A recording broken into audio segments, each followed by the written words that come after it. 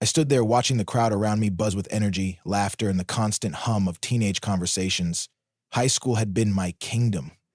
At the peak of popularity, my image controlled every interaction, every moment. I was the one everyone admired, envied. My world revolved around charm and control.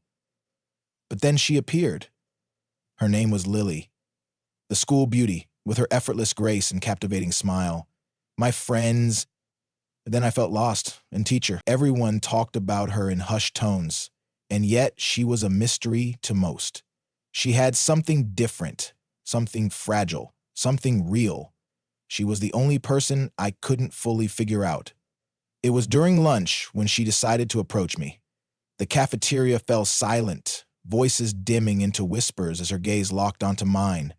She looked nervous, her hands fidgeting slightly with the hem of her sweater. The air felt heavy with anticipation, and for a moment it was as if the entire school held its breath. "Lily," I said, my voice steady, though inside my heart thudded against my ribs. "What are you doing here?" Her cheeks flushed and she inhaled sharply. "Alex," she started, her voice soft yet filled with emotion. "I've liked you for a long time. I wanted to tell you, I really care about you." The words hung in the air.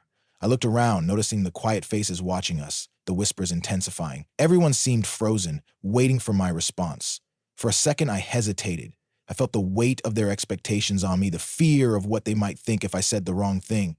And in that moment, I chose the path that would seal her fate. And mine. "He believes it? Disgusting." My voice was sharp, cutting through the charged atmosphere like a blade. The silence shattered instantly. Gasps rippled through the crowd. Lily's face turned pale, her eyes wide with disbelief, her voice trembled, her mouth opening and closing like she couldn't find the words. She backed away, her composure crumbling as she disappeared into the sea of students. I stood there, the weight of my words crashing down on me. I couldn't move. I watched as the humiliation spread. Whispers, stares, the gossip transforming into a storm of betrayal. The next few days were hell. The school seemed to turn against me. My once loyal friends, the ones who had admired my confidence, now avoided me like I was a stranger. I was alone, surrounded by a cloud of regret. Lily's words echoed in my mind, haunting me in every silence. "He believes it?" Disgusting. Her voice, so soft, yet cutting, replayed over and over. I kept seeing her face, the way her eyes shimmered with unshed tears. I thought back to every moment we shared, every smile, every joke, and it all felt like a cruel joke now. In the quiet of my room, the weight of my actions became unbearable. I stared at my reflection in the mirror, trying to make sense of who I had become. A monster. That's how it felt.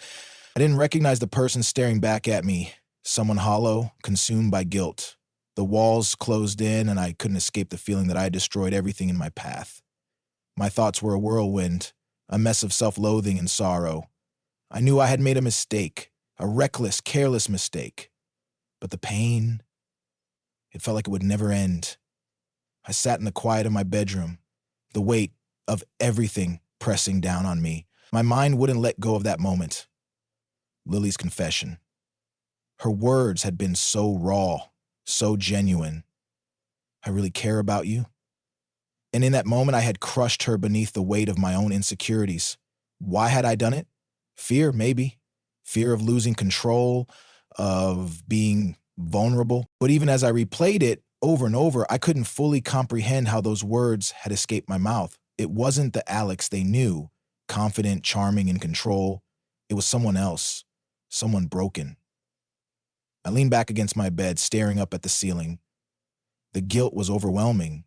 I couldn't erase her hurt no matter how many times I begged for forgiveness in my head. Every moment with her was like a knife twisting deeper into my chest. The school was a battlefield now. The once warm halls felt suffocating. Whispers followed me wherever I went. "Did you hear? Alex?" He humiliated her. I passed by former friends, their eyes avoiding mine, their expressions cold and distant. Once they had admired me, feared me even. Now they scorned me. The pain wasn't just from the isolation. It was from the realization that they saw me for who I really was. a boy who had destroyed something precious. Lily wasn't the only one who had become distant. The halls that once felt like a stage were now a maze of judgment, a labyrinth of my own making. Each step felt heavier, the suffocating weight of their gazes unbearable. Inside, my thoughts were a whirlwind. Self-loathing battled against a desperate need for validation. I wanted forgiveness to make things right, but every move I made felt hollow. How could I redeem myself when I couldn't even understand my own motives? The flashbacks came unbidden, moments I wished I could erase. Times when I manipulated situations to keep my control intact. Moments when I used people's feelings as pawns in my game of dominance. It was never enough, though. The more I manipulated, the emptier I felt. I could see her face so clearly, her shocked expression, the tears glistening in her eyes. He believes it? Disgusting. The words echoed in my mind, and they cut deeper than anything else. They exposed not just my mistake, but the monster I had become. The emotional struggle consumed me. Every time I closed my eyes, I saw her vulnerability, her heartbreak, and it was as though I couldn't escape her memory. The desire for redemption burned within me, but it was suffocated by the fear of what I had lost. Could I ever be more than just the boy who destroyed something beautiful? Could I ever repair the damage, or was I destined to walk alone, haunted by my past? The school felt different now. The halls, once familiar and welcoming, had become a prison of judgment. Speaking of prison, every glance, every whisper was a reminder of what I had done. Lily had retreated, building an impenetrable wall between us. It was as if she no longer saw me, just a ghost of who I used to be. I passed by her in the hallway one day, my breath catching in my throat. Her eyes, once soft and warm, were distant now, cold. The space between us felt vast, suffocating. I wanted to reach out, to apologize, to make things right, but the distance was unbearable. Rumors swirled like a storm, fueled by her rejection and the betrayal that followed. Every conversation seemed to revolve around that moment. Did you hear what Alex said? Disgusting, wasn't it? It felt as though every word I uttered was dissected and judged, my past actions branded on my forehead for everyone to see. The silence that enveloped us was deafening. Friends I once trusted, who once stood by me, now avoided my gaze. They didn't see the guilt I carried. They only saw the fallout, an arrogant boy who had destroyed something pure and beautiful. I was no longer the center of attention. I was the center of mockery. Seeking validation had become a desperate game. I reached out to old friends, hoping for a crumb of understanding or forgiveness. Yet every attempt was met with indifference, cold shoulders, and dismissive glances. The isolation deepened with each rejection. The walls of my prison were built of my own making, brick by brick, reinforced by memories of manipulation and emotional control. The weight of my past decisions was suffocating. It wasn't just Lily's pain I carried. It was the realization that I had used others for power, bending their feelings to suit my desires. Those manipulative actions were no longer distant memories. They haunted my present and dictated my every move. I sat alone in my room, wrestling with a moral dilemma, redemption or self-destruction, confronting Lily or fading into obscurity. The answers eluded me, and the choices felt impossible. I longed for forgiveness, but the price of my actions was too steep. Meanwhile, Lily's emotional shield was impenetrable. But she held on to her pain, her trust shattered beyond repair. Yet, beneath that cold exterior, I could see a flicker, a faint glimmer of hope that I might change. But it was only a whisper against the storm of betrayal that raged between us. The tension was suffocating when I finally dared to approach her. My heart raced as I crossed the distance, but her icy demeanor was a sharp contrast to the hope I carried.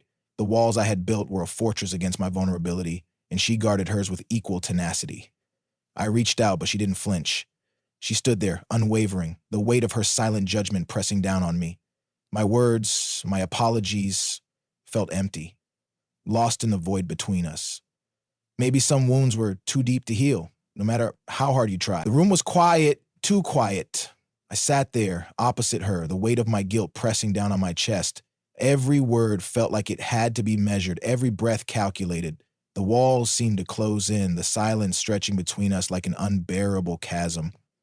I was wrong, I started, my voice shaky, almost hesitant. It felt foreign to apologize, to admit fault. But this wasn't about pride. This was about something deeper, something I couldn't ignore anymore. Her eyes met mine, piercing and cold. There was no warmth there, just a storm of emotion swirling beneath the surface. Her lips pressed together, and for a moment, it felt like she was holding her breath.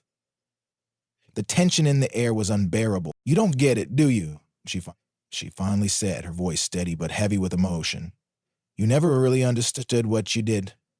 The words hit harder than expected. They were like a sharp knife slicing through the thin veil of false confidence I had built up. She was right.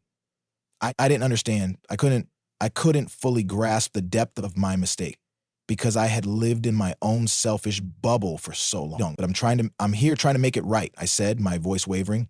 I see now what I couldn't before. She leaned back slightly, her arms crossed over her chest, and for a moment, the vulnerability I glimpsed earlier disappeared behind a wall of resilience. "You think a few words will erase everything? You think you can fix what's broken with an apology?" Her words were harsh, cutting deep into my soul, but they were true. I couldn't undo the past, and no matter how sincere my apologies were, they didn't change what I had done. A memory flashed in my mind. The cafeteria that day, her face flushed with humiliation, the deafening silence that followed. It haunted me now, and every thought led back to that moment when my words shattered her. "I wasn't thinking," I said quietly, almost to myself. "I wasn't thinking about you. I was thinking about losing control." Lily's gaze softened briefly, but it didn't last. "And that's the problem, Alex. You've always been afraid of losing control. You use people, you manipulate them, and when it blows up, you're left picking up the pieces." Her words cut deeper than I anticipated. I had always rationalized my actions, excused them as necessary for maintaining my image, but she was right. I had used my charm, my influence to bend others to my will, never truly caring for their feelings. Silence fell again. This time, it wasn't suffocating, it was heavy with unspoken truths.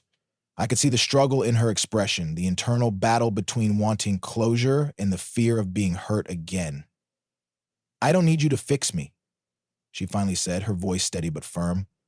"And look, what I need is distance. I need to know that I can stand on my own." A lump formed in my throat. She had come so far, far beyond the person I once knew, and no matter how much I wanted to make amends, it felt like I was too late. "I'll be here, even if you don't want me to be," I whispered, barely audible, as if the words themselves were fragile. She didn't respond. Her gaze dropped, her mind lost in the memories that couldn't be undone. The room remained quiet, and the weight of our conversation pressed against us both. And I knew, in that moment, the truth was that some wounds don't heal, no matter how much you want them to. The weight of silence pressed heavily between us, thick and suffocating. My mind raced, struggling to process what had just been said. Betrayal, the kind that comes from the people you least expect. You were manipulated?" I whispered, disbelief creeping into my voice. Lily looked away, her gaze fixed on a spot somewhere beyond me. "It wasn't you, Alex. It was him. The one who pushed you to do it, to reject me, out of jealousy, out of some twisted need to control." I shook my head slowly, as if trying to erase the words from my memory, but they clung, forcing their way into every corner of my thoughts. "Why?" I managed to ask, though my voice cracked. "Why would he do that?" "He wanted to see you fall. Wanted to prove he was the one who held the power," she said, her voice steady but cold. "He didn't care about me. He didn't care about anyone but himself." My jaw tightened, the realization sinking deeper with every passing second. The betrayal wasn't just mine. It was shared. A twisted collaboration built on deceit. And it was more devastating than I had ever imagined. Lily's expression shifted, anger giving way to a cautious vulnerability. "Now you know," she said softly. "Now you know who really caused all this." I leaned back, the weight of her words anchoring me in place. Everything I had built, everything I had believed about myself, was crumbling around me. The foundation of my identity, built on control and manipulation, was a lie. "But how do I fix this?" I asked, my voice almost a whisper. "How do I make up for what I've done?" She didn't answer immediately. Instead, she looked out the window, her reflection flickering in the glass. The silence stretched between us, heavy with unspoken thoughts. "You can't undo the past," she said finally, her voice a whisper. "You can try to change the future." My heart ached. The idea of changing felt impossible, yet it was the only thing left, the only way forward. "I never wanted to hurt you," I confessed, the words tumbling out with an urgency I couldn't contain. I was afraid of losing everything, so I pushed you away, thinking it was the only way to protect myself.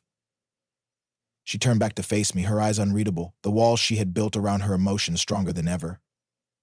"No." "I know that wasn't the answer," I said, my voice steady but raw. "I know I let fear dictate my actions, and I regret every moment." Lily's expression softened slightly, though the hurt still lingered. "Regret isn't enough, Alex. Actions matter. Change matters." "I'll show you," I promised, though my voice cracked. "I'll show you I'm not the same person." The room fell into a tense quiet again, but this time there was a flicker of hope. Small, uncertain, but real. We had faced the truth together, and even though the path was unclear, there was a possibility of redemption. "Take it one step at a time," she said quietly, as if reading my thoughts. "That's all we can do." And in that moment, I realized that the true challenge wasn't just to repair what had been broken, it was to create something new, something built on understanding and authenticity, a future where we could both find peace. I sat in silence, the weight of everything pressing against me. The room felt smaller now, suffocating in a way that words couldn't describe. My thoughts spiraled, each memory a shard of glass cutting deeper into my psyche. It was suffocating, but I welcomed it. The truth had to be faced, no matter how painful. The truth had changed everything. "I used to be someone different," I said aloud, though the words felt strange on my tongue. "Earlier this evening, someone who thought control was power. Someone who believed in manipulation, in pushing people away to keep them close." The past haunted me. Not just Lily, but everyone I had wronged. They were all a part of a life I could never return to, a life where deceit ruled my actions and hollow victories left me empty. The first step forward wasn't easy. It was messy and uncertain. But I reached out to old friends, ones I'd cast aside, ones whose faces I hadn't seen in months. Their reactions were a mix of surprise and hesitance. Some walked away silently, while others offered cautious words, unsure of who I had become. It wasn't about them anymore. It was about me. "You've changed," one of them said softly after a long pause. "I know," I replied, my voice steady, "and I'm ready for it." Lily was stronger than I had ever given her credit for. Watching her, I could see the weight she carried wasn't from anger alone. It was from growth, from reclaiming her own power after being pushed down for so long. When we met again, the air between us was different. There was no animosity, just a quiet tension that came from understanding. An understanding that we had both been through hell. "I've thought about what you said," she began, her voice measured, "about forgiveness and healing." "And?" I prompted, my heart thudding harder with each word. "And it's not easy," she admitted. "But I'm learning that forgiveness isn't about forgetting. It's about accepting what happened and choosing to move forward, even if the road is long." Her words settled inside me like a balm, soothing the raw edges of my guilt. For so long, I had believed I couldn't change, that my mistakes defined me. But she had proven otherwise. Through her strength and resilience, through her willingness to look beyond the pain. "I don't expect perfection," she continued. "I just expect the truth. That's all anyone really wants, isn't it?" "Yes," I said softly, a weight lifting from my chest. The truth. And in that moment, I understood the true meaning of redemption. It wasn't about becoming flawless, but about acknowledging the past and striving to be better. One step at a time. Lily and I began to rebuild. Slowly and deliberately. We weren't the same people we were before, and that was okay. Because this journey wasn't just about us. It was about healing, an ongoing process that required patience, understanding, and a willingness to embrace change. There would be setbacks, moments of doubt, but in those moments, we'd find strength in each other.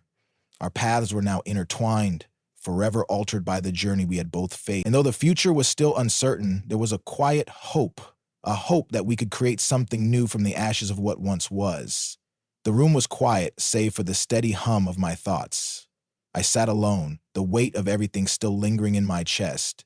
It wasn't anger that filled me anymore, just a quiet understanding, a sense of clarity that came after so much turmoil. He had believed it, every word, every cruel act. And in that moment, I knew exactly how far I had come. He believes it, I said aloud, my voice steady. Disgusting. It wasn't a declaration of hatred, but a reminder. A reminder of the distance I had traveled from that broken girl, the one who once sought validation from someone who only wanted to control her. That girl was gone now, and in her place stood someone stronger, someone who didn't need to be defined by someone else's manipulations. It was poetic justice, the way things had unfolded. Alex had changed. At least that's what he believed. His actions, his attempts to make amends, they felt genuine, almost. But even as his voice trembled with apologies, his eyes searched mine for absolution, for reassurance that maybe things could be different. But I didn't need that from him anymore. Your apologies, I had told him, are hollow if they're not paired with understanding, and that understanding wasn't something he could offer so easily. The healing wasn't instantaneous. It never is. Each day, each moment was a step forward, sometimes 2 steps back, but I had faced too much to turn away now. The journey wasn't about revenge. It was about reclaiming myself, piece by piece. You've changed, my friend had said. And perhaps I had. I wasn't the same person who allowed herself to be manipulated, to be belittled. Now I stood tall, knowing that my strength came from my ability to face the truth, not to escape it. In the end, the story left me with something I never expected: closure. Not the kind that erases the past, but the kind that acknowledges it, embraces it, and learns from it. Alex had his journey, and I had mine. They weren't the same paths, but they both led somewhere, to forgiveness, to growth, and ultimately to peace. My final thought lingers, a testament to everything I've become. He believes it? Disgusting.